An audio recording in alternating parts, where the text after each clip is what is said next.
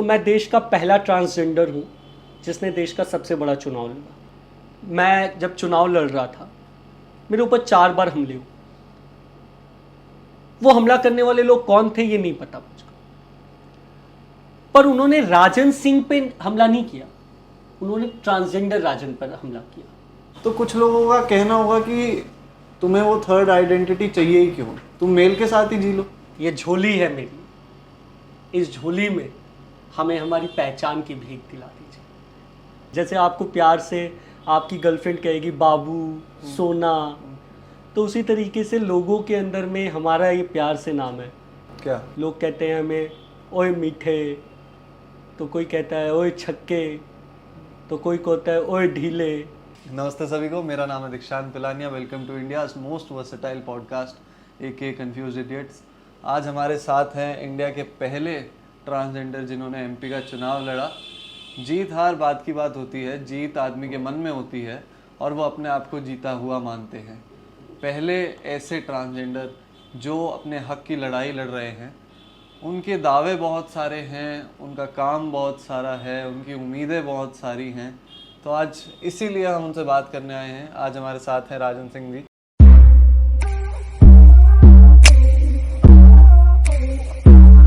मेरी माँ ने जब मेरा जन्म हुआ था तो बड़ा एक अच्छा नाम रखा था, राजन। एक गरीब माँ, एक झुग्गी झोपड़ी में मेरा जिसमें जन्म हुआ। आप उस महिला के कल्पना शक्ति को समझिए। वो अपने बच्चे का नाम राजन रख रही है। राजन का अर्थ होता है राजा। जिस झुग्गी झोपड़ी में मेरा जन्म हुआ उस घर में लाइट नहीं होती थी और अंधेरे में जन्म लिए हुए एक बच्चे का नाम उसकी माँ राजा रख रही है। तो ये क्या कल्पना शक्ति रही होगी उस माँ की कि एक दिन मेरा बच्चा भी राजा बाबू बनेगा। लेकिन जब मैं अपनी पहचान के साथ इस समाज में आया, क्योंकि लोगों का एक नज़रिया है हम लोगों के प्रति, लोग उसी नज़र से देखते हैं। आज तक इस देश के अंदर में हम लोगों को यही नाम दिए जाते हैं। जैसे आपको प्यार से आपकी गर्लफ्रेंड कहेगी बाबू, सोना, तो उसी तरीके से लोगों के अंदर में हमारा ये प्यार से नाम है। क्या लोग कहते हैं हमें ओए मीठे, तो कोई कहता है ओए छक्के, तो कोई कहता है ओए ढीले। तो लोगों ने मुझे अलग अलग नाम दे दिए। शायद आपके चैनल पे भी जो लोग देखें वो भी कल की डेट में कहें ये तो मीठा है, ये तो ये है। पर ऐसे नहीं है हम लोग। जैसे और लोग होते हैं सेम वैसे ही हैं। देखिए हमारी भी 2 आँखें हैं, 2 हाथ हैं, 2 पाँव हैं। मैं मानता हूँ कि हम आज के बच्चे हैं, हम आज के हिसाब से पढ़े हैं, हमने वो बड़े बड़े स्कूलों में पढ़ाई करी है। फिर भी अगर आज हमसे कोई पूछे कि मेल फीमेल में अंतर बता दो तो हम बता देंगे। बट थर्ड जेंडर कह लीजिए, ट्रांसजेंडर कह लीजिए, LGBTQ+ कम्युनिटी जो है, इसके बारे में हमें कुछ ज़्यादा नॉलेज है नहीं। तो मैं चाहता हूँ कि एटलीस्ट हमें इतना तो पता हो कि वो क्या है, क्यों है। ये जो प्रश्न आपने बोला, हाँ, अब हम हैं। हाँ, और हम आज से नहीं है, हम रामायण महाभारत के काल से हैं। बस समस्या ये है कि लोग हमें पहचानते नहीं हैं। कुछ लोग हमें पहचानते हैं तो वो गलत नज़रिए से पहचानते हैं। जैसे आज के आधुनिक भारत में आप जब देखेंगे तो हम लोग बस स्टैंड पर पहचाने जाते हैं। कुछ लोग हमें यौन कर्मी के रूप में पहचानते हैं, कुछ लोग हमारे को भिखारी के रूप में पहचानते हैं। पर ऐसे नहीं है। रामायण में भगवान श्री राम ने भी अगर किसी को कहा कि आप मेरे दिल में रहेंगे तो वो हम लोग थे। अब हमारे लोगों में आज जिन लोगों को प्यार जो सबको देता है, मतलब we are spreading love, but लोग हमारे को हेट की नज़र से देखते हैं। तो जो ये नफरत और प्यार की लड़ाई है, हम तो प्यार बांटते हैं। आपके घरों में अगर कोई खुशी का मौका आएगा तो हमारे ही समाज के कुछ जो किन्नर वर्ग के लोग हैं वो जाएंगे और उनको प्यार देंगे, उनको आशीर्वाद देंगे। पैसे के बदले? पैसे से नहीं, आप उस प्यार को, आशीर्वाद को पैसे से मत दो। वो अलग, वो फीलिंग है एक उस आशीर्वाद में, क्योंकि हमारे खुद के बच्चे नहीं हो सकते। हमारे जब खुद के बच्चे नहीं हो सकते हैं तो हम आपको आशीर्वाद देते हैं कि आपके यहाँ पर एक बच्चा हुआ, आपकी शादी हुई। हमारी शादी नहीं हो सकती इसलिए हम आपको आशीर्वाद देते हैं कि आपकी शादी हुई। वो पैसे के लिए, उसका मोल नहीं लगाया जा सकता। पर क्या ही कुछ लोगों ने एक बिजनेस के तरीके से, वो एक अपनी तरफ से गिफ्ट देने की परंपरा है, वो लोग उसको कुछ भी कहें, वो एक अपनी तरफ से प्यार जताने का तरीका है। कुछ लोग 1 रुपया भी देते हैं, कुछ लोग 1 लाख भी देते हैं। तो ये तो एक गिफ्ट होता है ना, जैसे कि कई लोग शादी में, कई लोगों को फॉर्च्यूनर मिलती है और कई लोगों को हीरो होंडा बाइक मिलती है। बिल्कुल। तो ये एक प्यार जताने का तरीका है, वो अपना अपना है। लेकिन सबसे महत्वपूर्ण चीज़ है ये कि अपने अंदर इतने गम समेटे हुए, इतने दुख समेटे हुए हम लोग प्यार बांटने निकले। तो ये जो हमारा काम तो प्यार और आशीर्वाद बांटना है। उस प्यार के बदले आप हमें क्या देते हैं ये एक अलग सब्जेक्ट है। क्या मिलता है उस प्यार के बदले? अभी तक तो नफरत, कुछ लोग नफरत देते हैं, कुछ लोग बहुत प्यार भी देते हैं, कुछ लोग हमें अपना बोलते हैं, कुछ लोग हमें गलत समझते हैं, कुछ लोगों के लिए हम लोग सड़क पे के भिखारी हैं, और कुछ लोगों के लिए हम लोग, वो हमारे पाँव छूते हैं, आशीर्वाद भी लेते हैं। और कुछ लोगों के लिए शायद आप लोग एग्जिस्ट भी नहीं करते। जिंदा तो नहीं है हम। इस देश के अंदर में आजादी के 75 वर्षों में किसी सरकार ने ये नहीं समझा कि हम जिंदा हैं। क्योंकि अगर हम जिंदा होते तो हमारे लिए कुछ नहीं तो एक शौचालय तो बनता। आज आपको अगर कहीं टॉयलेट लगेगा तो सड़क पर आप जाएंगे, टॉयलेट कर सकते हैं।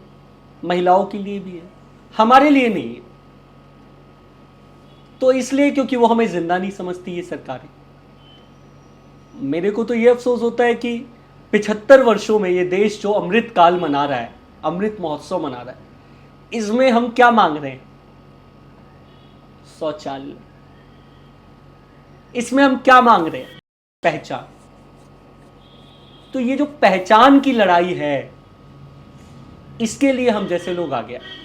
और इस पहचान की लड़ाई की शुरुआत कहाँ से होती है? एक 26 वर्षीय राजन सिंह, जिसको आज तक उसकी पहचान नहीं मिली, यानी मुझको आज तक मेरी पहचान नहीं मिली। मैं एक जन्म लेता हूं, जब मेरा जन्म 99 में हुआ, 1999, तो मैं एक मेल के रूप में हुआ। जब 2022 में मुझे भारत सरकार ने एक प्रमाण पत्र जारी किया और कहा कि आप एक काउंसलिंग के प्रोसेस के बाद कि नाउ यू आर ट्रांसजेंडर। और 2024 में मैंने देश का सबसे बड़ा चुनाव लड़ा। आज़ाद भारत में ये सबसे बड़ा उदाहरण है कि किसी ट्रांसजेंडर ने देश की राजधानी दिल्ली से लोकसभा का चुनाव लड़ा, सांसद का चुनाव लड़ा। किसी ट्रांसजेंडर ने सांसद का चुनाव लड़ा। तो मुझे इलेक्शन कमीशन ने कहा कि आप थर्ड जेंडर। अब भैया मैं मेल हूं, मैं ट्रांसजेंडर हूं, मैं थर्ड जेंडर हूं, मैं अदर्स हूं, मैं क्या हूं? मुझे कोई मेरी पहचान तो बताओ। जब किसी पुरुष को पुरुष होने के लिए किसी सर्टिफिकेट की जरूरत नहीं है, किसी महिला को महिला होने के लिए किसी सर्टिफिकेट की जरूरत नहीं है, तो राजन सिंह को उसकी पहचान के लिए सर्टिफिकेट की जरूरत क्यों है? और राजन सिंह को अगर पहचान की जरूरत के लिए सर्टिफिकेट दिया गया तो सरकार ने उसके लिए क्यों नहीं शौचालय बनाए? उसके लिए नौकरी कहां है? उसके जैसे लाखों युवाओं के लिए जो ट्रांसजेंडर कम्युनिटी से बिलोंग करते हैं, एलजीबीटी से बिलोंग करते हैं, उनके लिए स्कूलों में रिजर्वेशन कहां है? तो जब हमारे लोगों के लिए रिजर्वेशन नहीं है, हमें शिक्षा का अधिकार नहीं है, हमें शौचालय का अधिकार नहीं है, तो हम लोग कहां जाएंगे? आज हमारे लोगों को कहा जाता है कि आप लोग बात बात पे कपड़े उतार लेते हो। जब हमें पढ़ाया लिखाया नहीं जाएगा, हमारे लोगों के साथ लोग बैठना पसंद नहीं करेंगे, तो कहां जाएंगे हम? आज देश के किसी पार्लियामेंट में, किसी लोकसभा में, किसी राज्यसभा में, किसी विधानसभा में, किसी विधान परिषद में, किसी मंत्रिमंडल में ट्रांसजेंडर और एलजीबीटी के लिए कोई जगह नहीं है। क्यों? क्या ये देश के संविधान, देश की एकता, देश की अखंडता पर एक प्रश्न चिन्ह नहीं है? बिल्कुल है। हमें हमारा अधिकार कौन देगा? बाबा साहब भीमराव अंबेडकर ने कहा था, और पहले कोई भी सरकारी बुक उठा लीजिए, सरकारी स्कूल की किताब पढ़ा, क्योंकि मैं सरकारी स्कूल में पढ़ा हूं, अच्छा। तो हम लोग पढ़ते थे कि उसकी एक प्रस्तावना है, और उस प्रस्तावना में लिखा रहता था कि हम भारत के लोग, we are the people of India. तो उस हम भारत के लोग में से हम ट्रांसजेंडर कहां से गायब हो गए? हमारे लिए समानता कहां है? हमारे लिए मेट्रो में कोई जगह नहीं है, हमारे लिए बसों में कोई जगह नहीं है, हमारे लिए अस्पतालों में कोई जगह नहीं है, हमारे लिए तो मंदिर मस्जिद में भी जगह नहीं है। तो क्या ये सवाल हर ट्रांसजेंडर का है या फिर आप एक जागरूक? नहीं, ये हर ट्रांसजेंडर का है। ये राजन नहीं बोल रहा। राजन तो एक आवाज है, एक जरिया है। उन लाखों लोगों की आवाज को उठाने का जिनको शिक्षा ही नहीं मिली। हमारे लोगों को शिक्षित किया जाता तो वो भी बोलते, हमारे लोगों को नेता बनाया जाता तो वो हम भी पार्लियामेंट में बोलते, हमारे लोगों को विधानसभा पहुंचाया जाता तो हमारे लिए भी मेट्रो में जगह बनी होती, हमारे को अगर मंत्रिमंडल में अभी शामिल किया जाता तो हमारे लिए भी आज अस्पतालों में बेड बनता। पर नहीं है, हमें तो एक अलग नजरिए से देखा जाता है। जब किसी को बहुत ज्यादा भूख लगती है तो जो हमारा एक वर्ग है वो उसके पास जाता है। कुछ लोग हमें भूख मिटाने के लिए भी जानते हैं, लेकिन ये सब बदलना चाहिए। ये अगर नहीं बदलेगा तो भारत नहीं बदलेगा। और ये बदलेगा कैसे? आप जैसे लोग जिन्होंने एक जागरूकता की पहल की है। पर मैं कहना चाहूंगा कि आप जैसे लोग, नहीं, हम लोगों को नहीं सुनता, हमें जागरूक करने के लिए मौका दिया। हम लोगों को कोई सुनना पसंद नहीं करता। आप तो ये सोचिए कि ट्रांसजेंडर, किन्नर, हिजड़ा जो हमारा समाज है, हमारा समुदाय है, उसके साथ लोग बैठना पसंद नहीं करते हैं। और आप जैसे लोग आज उनको अपने चैनल पर दिखा रहे हैं। ये बड़ा कदम है, ये नया भारत है। जिस दिन नया भारत बढ़ेगा उस दिन नए भारत में कुरीतियां घटेंगी। पर ये भी तो नया भारत है जहाँ पे एक ट्रांसजेंडर जो कि पढ़ा लिखा है, तैयार होके मेरे सामने बैठा है और अपनी मांगे उठा रहा है। क्यों ट्रांसजेंडर राजन को अधिकार नहीं है अस्पताल में इलाज कराने का? अगर हम राजन की बात करें तो राजन को सब अधिकार है। अगर राजन मेल को सब अधिकार है, पर राजन ट्रांसजेंडर को कोई अधिकार नहीं। अगर मैं राजन सिंह मेल, पुरुष राजन सिंह, इसको सब अधिकार है, पर एक ट्रांसजेंडर, थर्ड जेंडर राजन को कोई अधिकार नहीं है। उसको तो कोई अपने घर में खाना खिलाने भी नहीं ले जाएगा। पर जब हमारा ये इंटरव्यू देख रहे होंगे लोग या फिर पॉडकास्ट देख रहे होंगे लोग, तो कुछ लोगों का कहना होगा कि तुम्हें वो थर्ड आइडेंटिटी चाहिए ही क्यों, तुम मेल के साथ ही जी लो। एक मैं छोटा सा उदाहरण बताता हूं आपको। जैसे मैं हूं, तो मैं ऑनगोइंग प्रोसेस में हूं ट्रांसजेंडर के। हमारा एक किन्नर वर्ग है जो मेल से फीमेल में ट्रांसफॉर्म हुआ है। अब वो कौन से शौचालय में जाए? जो मेल से फीमेल में ट्रांसफॉर्म हुआ है वो कौन से शौचालय में जाए? मेल में या फीमेल में? फीमेल में। पर जब वो फीमेल में जैसे ही जाएगा तो उसकी बॉडी तो अभी तक पूरी तरीके से उसको अडॉप्ट नहीं की होगी। बिल्कुल। तो वो मेल की तरह लगेगा। तो क्या फीमेल उसको एक्सेप्ट करेगी? नहीं। तो ये जो परिवर्तन है, हम कोई जाति नहीं है, हम एक जेंडर हैं। और अगर हम जेंडर हैं तो अगर हर जेंडर को उसका अधिकार मिला है तो हमें हमारा अधिकार क्यों नहीं मिला? और समाज में इसकी वजह से कितनी तकलीफें हो रही हैं, कितने लोग आते हैं इस कैटेगरी में और वो बता नहीं पाते हैं, वो शादियां भी करते हैं, वो सुसाइड भी करते हैं, उनके तलाक भी हो जाते हैं सिर्फ इसी कारण से क्योंकि ये एक सोशल स्टिग्मा है और लोग बता नहीं पा रहे। एक गाना आया था, हाँ, कि मैं आदमी हूं, आदमी से प्यार करता हूँ। तो अगर मैं आदमी हूं और आदमी से प्यार करता हूं तो इसमें गलत क्या है? कुछ गलत नहीं। मैं प्यार ही तो कर रहा हूं। अब बताइए, अब जैसे मान लीजिए आप एक खूबसूरत जर्नलिस्ट हैं, अगर मैं आप पे अट्रैक्ट हो जाऊं तो इसमें मेरी क्या गलती? कोई गलती नहीं। इसमें तो कोई गलती नहीं है। मैं प्यार ही तो कर रहा हूं, मैं नफरत थोड़ी बांट रहा हूं। फिर कुछ लोग कहेंगे कि ये तो अप्राकृतिक है, असामाजिक है। हम लोगों ने आज तक नफरत नहीं बांटी। हम आज तक मंदिर मस्जिद पे नहीं लड़ते। मैं जब चुनाव लड़ रहा था, मेरे ऊपर 4 बार हमले हुए।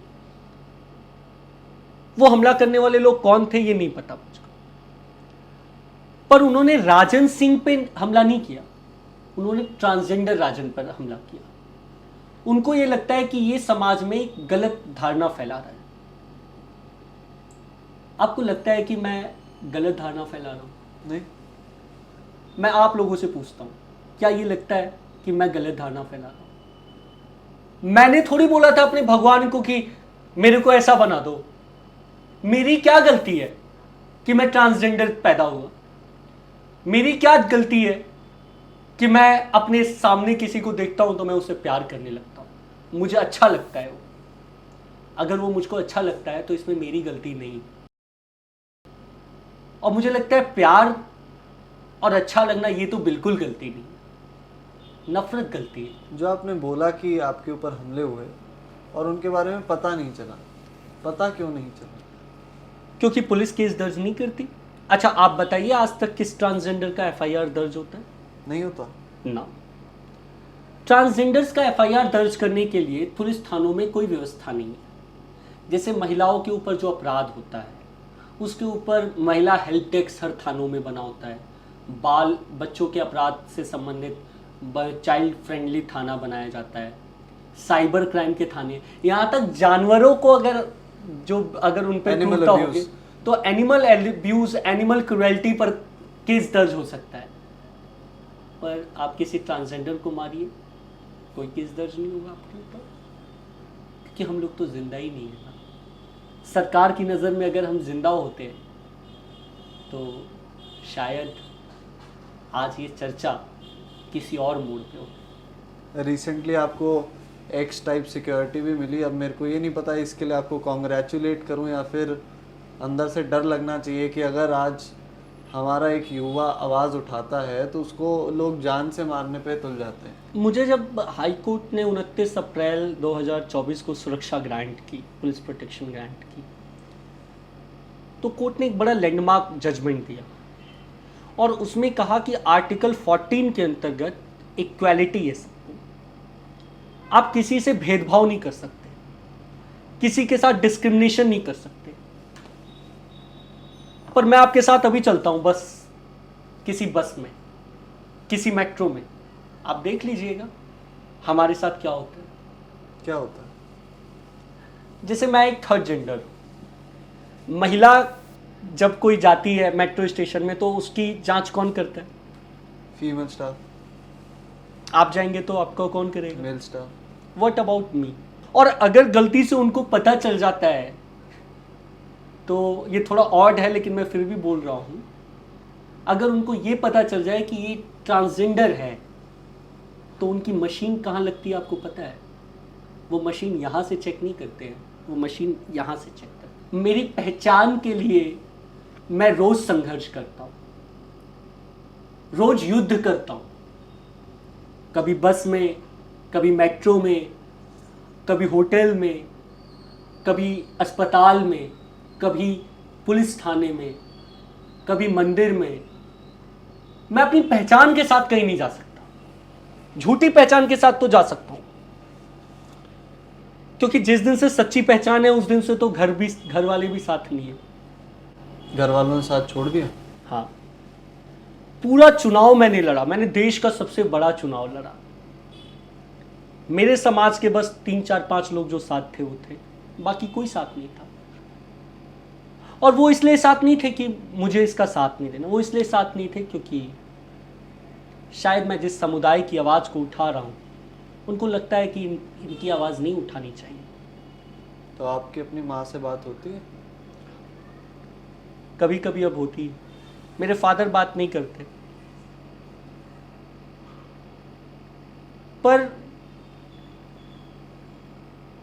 पर अब जो शुरू कर दिया मैं इसको रोक नहीं सकता। अब ये बहुत लोगों के लिए एक आवाज उठ चुकी है। क्यों नहीं करते हैं वो लोग बात? वो उनको आज तक बताया गया है, जिस तरीके से समझाया गया कि भेदभाव जो होता है, क्योंकि ये सरकारों की भी गलती रही है, मैं मानता हूँ। जैसे एड्स के बारे में जागरूकता होती है, जैसे चाइल्ड लेबर पे जागरूकता हुई, सती प्रथा पे जागरूकता हुई, सरकार ने कभी ट्रांसजेंडर्स को लेकर जागरूकता ही नहीं फैलाई। ट्रांसजेंडर को तो हौवा बना दी, किन्नर को हौवा बना दी। अरे अरे अरे उसका तो अगर मैं ट्रांसजेंडर हूँ, अरे उसका बेटा तो लड़की बन गया, अरे उसकी बेटी तो लड़का बन गई, अरे वो तो अपना वो कटवा लिया, अरे वो अपना वो छटवा लिया। तो क्या आपको लगता है जिस दिन आपके माँ बाप आपसे अच्छे से वापस से वैसे ही बात करने लगेंगे जैसे एक अब वो कब 2014 से होगा? पहले से बात करते थे? ये थोड़ा मुश्किल है कहना कि ये कब होगा। ये तो तभी उस होगा। दिन आप अपनी जीत मान लोगे? नहीं, मेरी जीत उस दिन नहीं, मेरी जीत उस दिन होगी जिस दिन मैं अपने जैसे लोगों को पहचान दिला पाऊंगा, उनकी एक आइडेंटिटी बनेगी, उनको 4 प्रोसेस से नहीं गुजरना पड़ेगा। 4 आइडेंटिटी नहीं होंगी उनकी, एक होगी। तो राजन ने ये पहचान दिलाने का जो सफर है, ये संसद से क्यों चुना, कोर्ट से क्यों नहीं चुना? आप अपने फ़ोन में जब सर्च करेंगे तो देश में गूगल पे, तो मैं देश का पहला ट्रांसजेंडर हूँ जिसने देश का सबसे बड़ा चुनाव लड़ा। मैंने शुरू से बचपन में जब हम पढ़ते थे तब से और कॉलेज तक पढ़ा कि संसद से अधिकार मिलता है। तो मैंने कहा जब संसदे से अधिकार मिलता है, पुलिस थाना में तो अधिकार नहीं मिला मुझको, अस्पताल में इलाज कराने जाओ तो अधिकार नहीं मिलता है, मंदिर में घुसने जाओ तो गार्ड जो होता है वो हमारा अधिकार छीन लेता है। तो मैंने कहा कि ये संसदें चलते हैं, ये ऐसा कौन सी जगह है जहां से अधिकार मिलता है, तो मैं अपने लोगों के लिए अधिकार ले आऊं कि उन लोगों को कोई मीठा ना बोले, उन्हें कोई छक्का ना बोले, उन्हें कोई किन्नर ना बोले, उन्हें कोई हिजड़ा ना बोले, उन्हें प्यार से बात करें, उन्हें भी सम्मान दे। तो मैंने सोचा कि ये संसदें जाना चाहिए। 3 मई को मैंने नॉमिनेशन किया। पूरे देश भर में एक बहुत बड़ा मैसेज गया कि पहली बार किसी ट्रांसजेंडर के कदम जिला अधिकारी के कार्यालय पे गए। मैं दक्षिणी दिल्ली, साउथ दिल्ली से, जहां से मैंने चुनाव लड़ा, जब मैंने साउथ दिल्ली के डिस्ट्रिक्ट मजिस्ट्रेट के ऑफिस में पहला कदम डाला, आप मानेंगे खुद डिस्ट्रिक्ट मजिस्ट्रेट मुझको रिसीव किया। उन्होंने, डिस्ट्रिक्ट मजिस्ट्रेट ने मुझको रिसीव किया और उन्होंने खुद बोला कि ये बहुत अच्छी चीज़ है कि आप जैसे लोग पहली बार इस जगह पर नॉमिनेशन करने आए। और आप देखिएगा इस एपिसोड के बाद अगला कोई भी चुनाव होगा, हमारे जैसे बहुत सारे लोग नॉमिनेशन करेंगे। थर्ड जेंडर की आवाज़ को इस पार्लियामेंट में पहुंचेगी। मैंने जो आवाज़ दी है शौचालय से संसद तक की, यह अधूरी नहीं रहेगी। आने वाले दिनों में भारत के अंदर में जगह जगह ट्रांसजेंडरों के लिए शौचालय बनेंगे और एक दिन आएगा जब इसी पार्लियामेंट में, इसी संसद भवन में हम लोग पार्लियामेंट के अंदर खड़े होंगे। बहुत बहुत धन्यवाद राजन जी। और ये लड़ाई सिर्फ आपकी नहीं है, हम सब इस लड़ाई में आपके साथ हैं और मैं चाहता हूं कि आपको और सपोर्ट मिले। अगली बार ये जो 350 वोट हैं, ये 3.5 लाख वोट हों। अगर सब लोगों का सहयोग मिला और सब लोग तो हमसे प्यार करते हैं, ये नेता नफरत करते हैं, तो वो नेताओं को छोड़िए, आप हमें प्यार की दीजिए। हमारे दिल से तो आपके लिए प्यार है ही, और ये प्यार बांटते हुए चले और एक दिन आप देखिएगा देश का पहला ट्रांसजेंडर यूनिवर्सिटी, देश का पहला ट्रांसजेंडर स्कूल, देश का पहला ट्रांसजेंडर अस्पताल जिस दिन बनेगा, उस दिन इस वीडियो की सार्थकता होगी और ये वीडियो उस दिन ऐतिहासिक काम करेगा कि जब देश में ट्रांसजेंडरों को लोग छूना पसंद नहीं करते थे, उस समय पर हम जैसे लोग ट्रांसजेंडर की जब बात एक करते भी शौचालय नहीं था, हमने उस दिन ये बात करी थी कि एक दिन ट्रांसजेंडर यूनिवर्सिटी भी खुलेगी। हैं। बस बहुत बहुत धन्यवाद, मुझे बहुत अच्छा लगा बात करके। और अगर आपको लगता है ये वीडियो हमारे दर्शकों के लिए थोड़ी हेल्पफुल है, उनको इस बारे में जानना चाहिए, हमने उनकी कुछ तो अच्छा किया है, आप लोग तो खूब शेयर कीजिए और लोगों को बोलिए कि जब हम प्यार बांटते हैं तो हमसे नफरत क्यों। हम लोगों को प्यार दीजिए और आने वाले दिनों में ये झोली है मेरी, इस झोली में हमें हमारी पहचान की भीख दिला दी।